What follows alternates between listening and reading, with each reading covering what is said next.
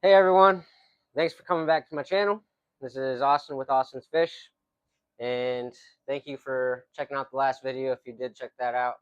If not, you should definitely go give that a like and share it and check it out. Today, I'm going to be showing you my 300-gallon fish tank in my living room.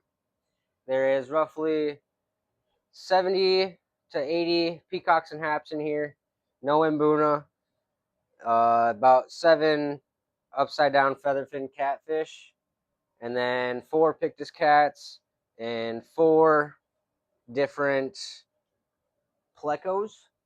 There's also 2 black widows in here, black widow frontosa, and there's also a regular Bacardi frontosa in here. I did forget to mention there is also a red-tailed shark in here. He fends for his own, and he is pretty aggressive on his own terms. He'll actually go through and pick on the other fish as well. There's plenty of variety in here. To name them all, I would have to probably do a separate video by itself. Show you some feeding action real quick. I'm gonna scoot you a little closer. Grab some food here and just kind of give her a toss on in here. Whew.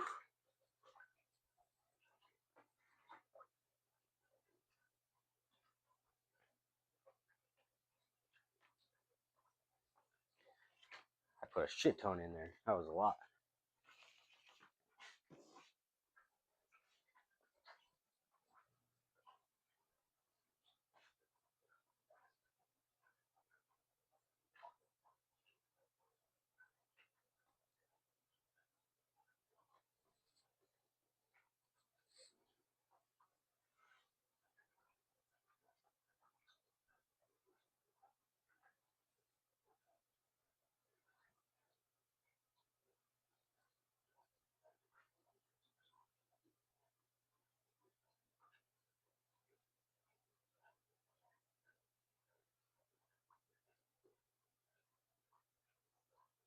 All right, we're gonna let that calm down a bit and we'll be back. All right, guys, now that it's cleared up, I have a special request from my boss who couldn't see the pellets last time, so just drop those in there.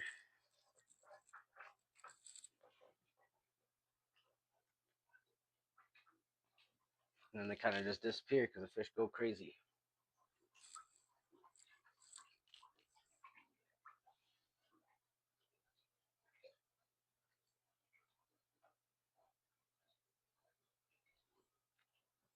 And the pellets kind of sit at the bottom. Catfish can get some. Frontosa will grab some. All the fish will go eat off the bottom.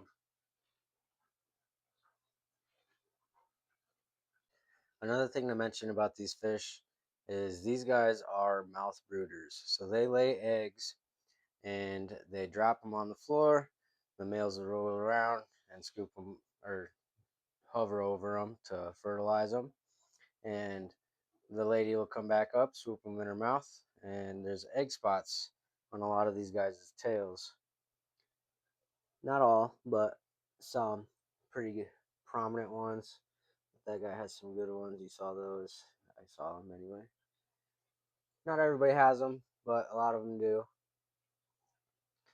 And the lady will go by their back fin and he'll fertilize the eggs some more, and that'll get them nice and fertilized. She'll hold them for a month or so until they become free swimming fry and hatch, and she'll mostly take care of the fish, or she'll eat them if she doesn't feel safe enough to let them go. That's why you keep an all male tank, so it's a little less aggressive. Nobody's really trying to breed because everybody's got male parts. They'll still try size each other up a little bit. It looks the same, but not the same. Usually, someone gets bit out of the deal. And yeah, if there's females in here, they will absolutely really hurt each other, and it's not good half the time. So I've tried my best to keep it an all male tank as best as I can. As best as I can.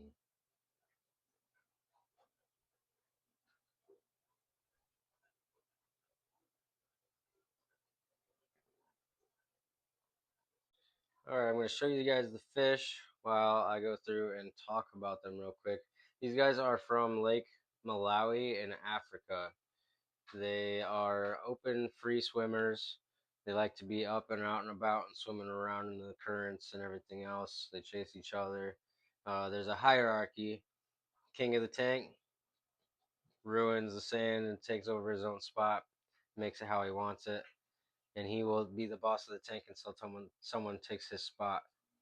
There's a runt of the tank as well. He has one eye. See that eye? The other eye is non-existent, but he does pretty well for himself.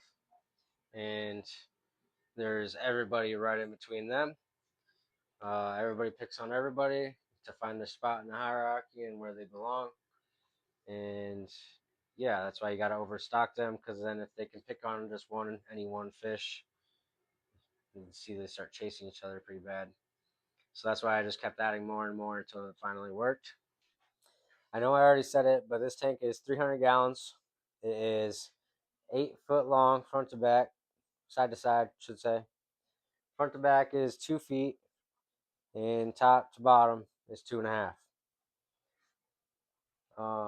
It's running 1,000 watt Haiger heater on it in the back with a wave maker pushing against it, pushing the heat around. And then there's also a wave maker over there. Those are 3,900 gallon per hour wave makers. Dollars, that would have been crazy.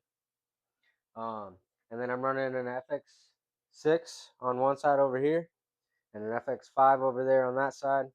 So that way the filtration kind of keeps circulating throughout the tank as well that way. I got one stem poking down here to go down into the canister that way, and then the pump pushes it back out into this corner, and then same thing over there about halfway through, a third of the way through the tank, up, down, come back out, and just helps everything stay circulated, keeps all the poop off the ground, and keeps everything pretty happy, I should say. The heat stays around 78 degrees. Seems to be a happy medium for these guys. I used pool sand for the sand at the bottom, so I had to get some Malawi lake salt to add into the water, make it a little bit harder for them. And once I actually got it to work, it worked out pretty well. So these are my fishies.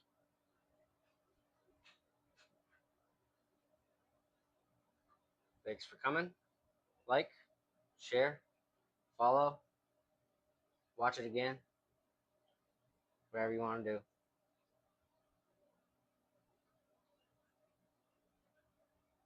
Have a good day.